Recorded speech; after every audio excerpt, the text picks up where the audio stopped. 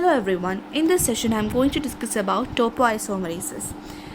Before going into the topic, we'll discuss about DNA topology. So, DNA topology is the way in which the two complementary strands of the DNA are intertwined. It is described by several terms. The first one is linking number. Linking number is actually the number of times one strand of the DNA would have to be passed over the other strand so that we can separate the strands completely. So it is actually the sum of other two geometric components called twist and wreath. Twist is the number of times one strand completely wraps around the other strand. That is, it is the number of helical turns of one strand about the other. It can be easily determined by counting the number of times the two strands cross each other.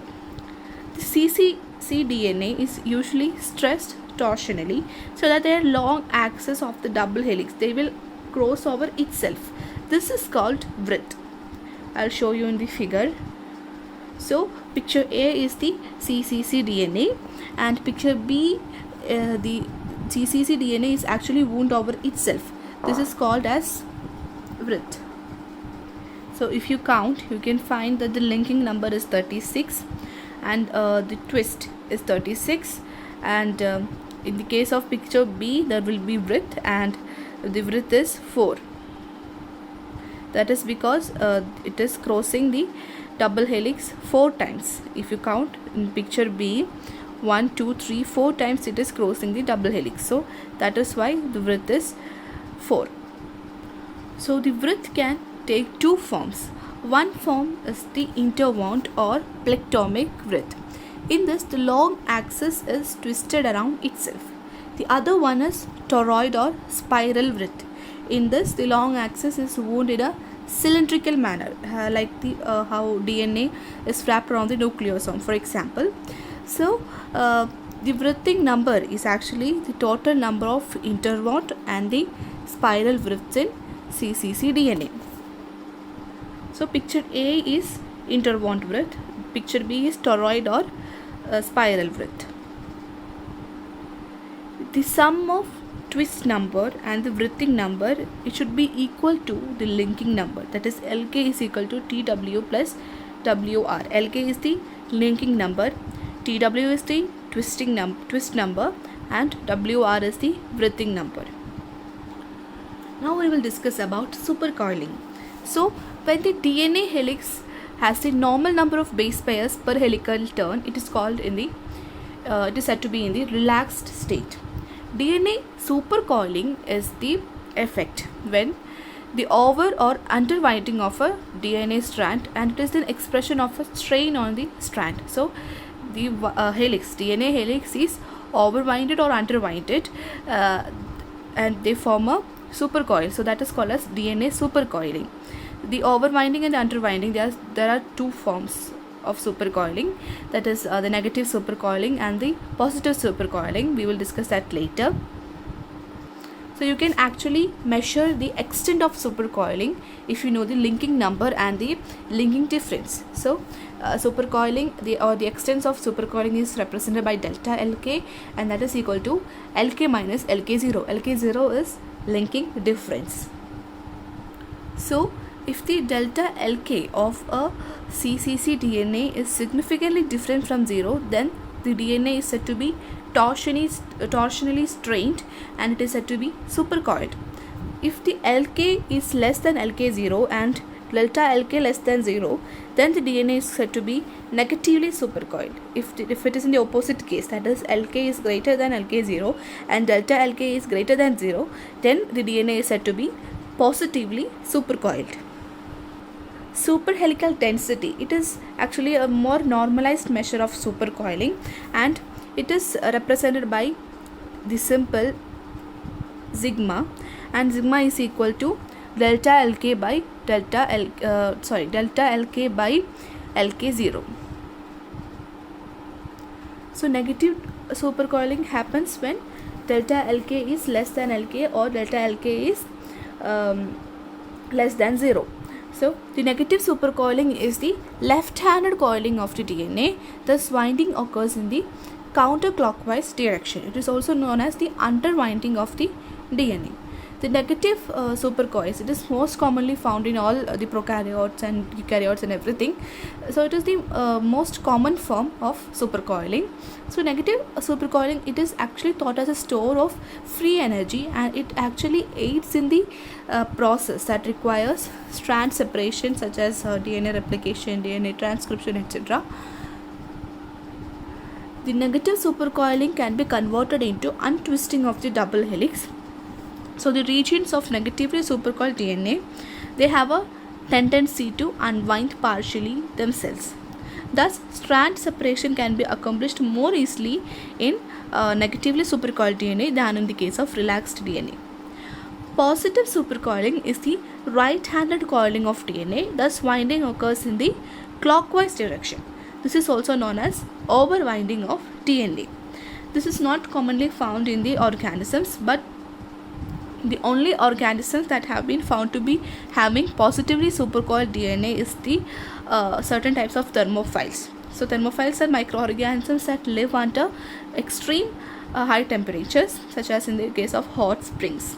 So in this case, it is known to actually help the DNA from denaturing. That is, they can be thought of a store of free energy that helps to keep the DNA from denaturing at elevated temperature. Now we will come to our topic, topoisomerases. So the linking number, they can be changed only by introducing interruptions in the sugar phosphate backbone. So topoisomerases is a remarkable class of enzymes that can do this. They are able to do just this by introducing a transient single strand or a double strand break in the DNA. So the DNA topoisomerases solve the topological problem by counteracting the overwinding that otherwise would be introduced into the molecule by progression of the replication fork. So when the DNA is replicated, if this topology or if this overwinding or the supercoiling is not removed, then it will lead to overwinding of the replication fork. So it will all be twisted and turned, and it will all be a mess.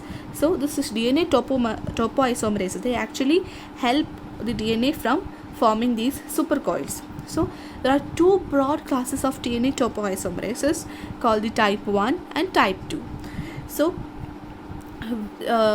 in the introduction only we told that single strand or double strand break. So the DNA topoisomerase type 1 is the enzyme that breaks only one strand. It is a single strand break, and type 2 is the double strand break. First we will discuss about type 1 topoisomerases. So type 1 topoisomerases, they only make a transient single strand break. So they change the linking number of the DNA in steps of 1. So how they are making this possible is they are allowing the uncut strand to pass through the break before resealing the nick. The type 1 enzyme is further subdivided into type 1A and type 1B. So it is depending on the what they do after making this single strand break. In the case of type 1A topoisomerases, they uses the single strand break as a gate through which it passes the uncut polynucleotide. The two ends of the broken strand are then religated. So this mode of action will result in the linking number being changed by 1. In the case of type 1B topoisomerases, they act as a molecular rotor.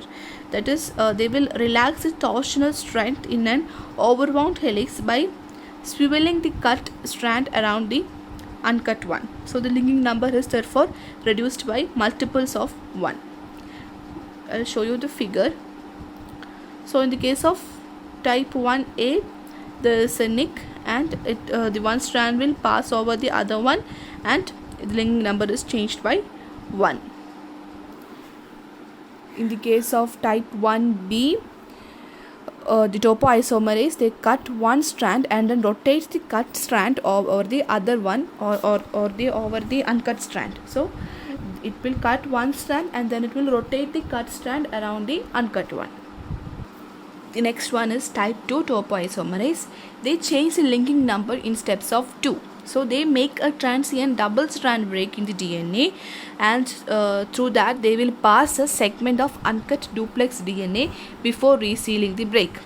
So the type 2 topoisomerase, they require the energy of ATP hydrolysis for their action. The type 2 is also subdivided into type A and B subgroups, but both type 2A and B enzymes act in the same way. That is, the double strand break creates a gate through which the second segment of the helix is passed. So this process, they change the linking number by 2. The 4 groups of topoisomerases, 1A, 1B, 2A and 2B, they have distinct structures and they are thought to have evolved separately. Type 1A were the first to be discovered in the E. coli, and for some time they were thought to be specific to prokaryotes. But even most eukaryotes have type 1A enzyme. It is called TOP3. The main eukaryotic topoisomerase is type 1B enzymes. And to date, no definite type 1B topoisomerase have been identified in prokaryotes. The type 2A enzyme, they are known to have been in all species, and type 2B enzymes are found in archaea and plants. This is how type 2 topoisomerase work. They will cut the duplex DNA and they will pass the duplex through the break, and then they will reseal the break.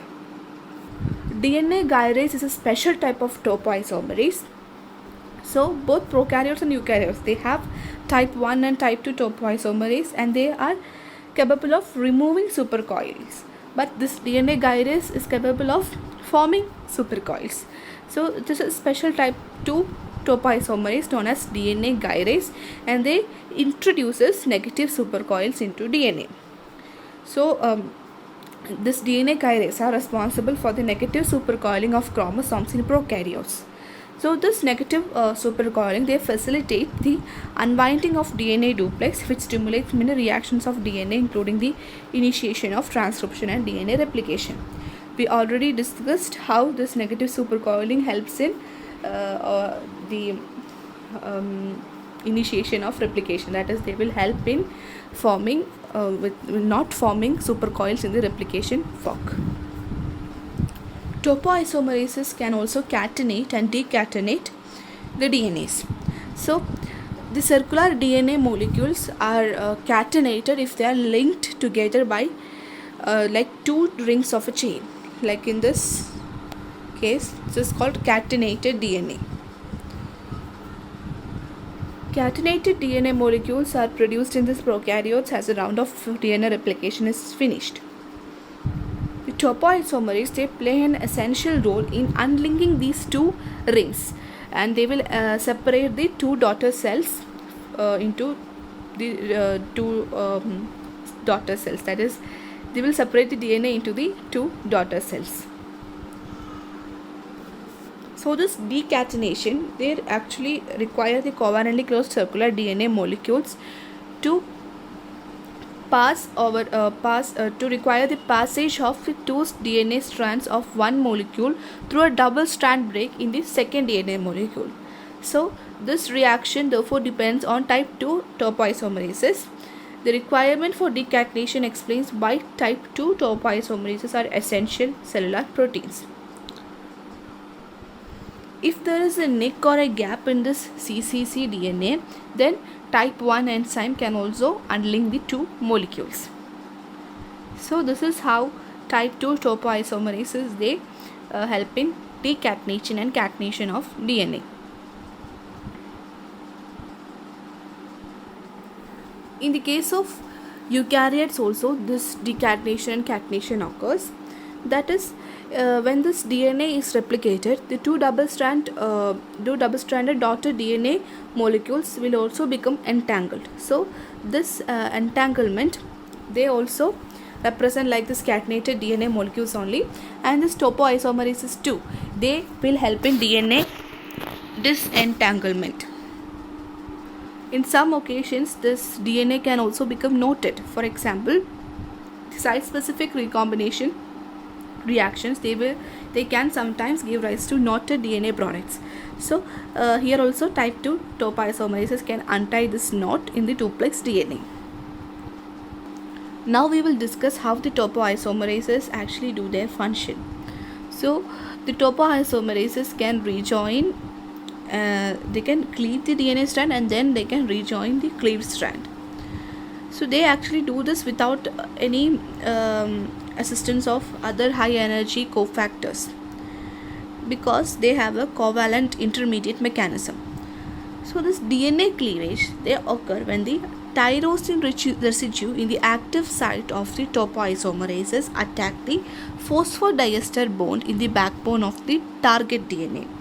So what will happen? This will create a break in the DNA, and this topoisomerases will become covalently joined to the broken end of the DNA via a phosphotyrosine linkage. The other end will have a free OH group. The phosphotyrosine linkage that actually helps in conserving the energy of the phosphodiester bond that was cleaved. Therefore, this DNA can be simply resealed by reversing the reaction. That is, the OH group from the broken DNA that is free, and that will attack the phosphotyrosine bond and it will reform the DNA phosphodiester bond, and this enzyme topoisomerase is also released and they can catalyze another reaction cycle. The type 2 actually requires ATP for their hydrolysis, but this energy released by this hydrolysis of ATP is not used for this resealing or cleaving of the strands. It is actually used to promote conformational changes in the topoisomerases DNA complex rather than to cleave or rejoin the DNA. This is the figure explaining the mechanism. The OH group will attack the tyrosine residue and it will produce a free OH group in the cleaved strand, and this enzyme will become linked by a phosphotyrosine linkage. Then this free 3-OH can actually attack the phosphotyrosine linkage and the enzyme will be released and the gap is sealed. So between the steps of this DNA cleavage and DNA rejoining, the topoisomerases, they promote the passage of a second segment of DNA through the break. So all this, that is the DNA cleavage, the strand passage and DNA rejoining, all have to occur in a highly coordinated manner. So to begin a cycle, what will happen? This topoisomerases will bind to a segment of duplex DNA in which the two strands are melted. So this melting of the strand, it is actually favored by highly negatively supercoiled DNA. We already discussed that. So the melting is favored by this highly negatively supercoiled DNA, and it makes it a excellent substrate for this relaxation. One of the DNA strand that will bind to the cleft in the enzyme. It is the active site tyrosine, and this strand is cleaved to generate the covalent DNA tyrosine intermediate. The success of the reaction requires that the other end of the newly cleaved DNA also be tightly bound to the enzyme. After the cleavage, what will happen? The topoisomerases undergoes a large conformational change and it will open up a gap in the cleaved strand with the enzyme bridging the gap. The second or the uncleaved DNA with this OH group will pass through the gap and it will bind to the DNA binding site in the internal donut shaped hole of the topoisomerase. I will show you in the figure. After the strand passage occurs, a second conformational change in the topoisomerase DNA complex brings the cleaved DNA ends back together and they will rejoin the DNA strand by the attack of the OH group on the phosphotyrosine bond. After rejoining, the enzyme will open up and it will release from the DNA. So what happens is the topoisomerases, they actually provides a protein bridge during this strand passage reaction, and this can also be applied to type 2 topoisomerases. Type 2 topoisomerases actually are dimeric, or in some cases they are tetrameric. The 2 topoisomerase subunit with their active site tyrosine residues are required to cleave the 2 DNA strands, and they make the double strand break. That is essential feature of the type 2 topoisomerase mechanism. So first the topoisomerases will bind to a melted portion of the DNA, and then it will cleave the strand. While cleaving both the cleaved ends, it will be attached to the DNA. The tyrosine group will form phosphotyrosine linkage, and the 3-OH group will also be linked to the enzyme. Then strand passage will occur. After the strand passage, the enzyme is again opened up. A conformational change will occur in the enzyme, and it will bring both of the cleaved strands together. And when this both of the cleaved strand comes together, the OH group will attack the phosphotyrosine linkage, and the phosphodiester bond of the DNA is made, and then the DNA is released and the enzyme is also released. So this is how the enzyme helps in cleaving and rejoining the DNA. In the case of type 2, there will be 2 subunits, and 2 subunits will have their active tyrosine residues, and these 2 subunits are required to cleave the 2 strands and make the double-stranded DNA break. This is a table showing the differences between topoisomerase 1 and 2. In the case of topoisomerase 1, they will only cut one of the 2 strands of the double-stranded DNA, and they will relax the strand, and then they will renail the strand. In the case of type 2, the enzymes will cut both the strands of the helix, and they will pass the other the one strand to the other strand. In the case of type 1, they generate a single strand break. In the type 2, they generate a double strand break. The type 1, they are more commonly found in eukaryotes. Type 2, it occurs both in eukaryotes and prokaryotes. Type 1 requires ATP hydrolysis. Type 1 does not require ATP hydrolysis. Type 2 requires ATP hydrolysis. So these is the differences between the two. The main differences, one is one generates single strand break, the other one generates double strand break, and type 2 needs ATP for their action.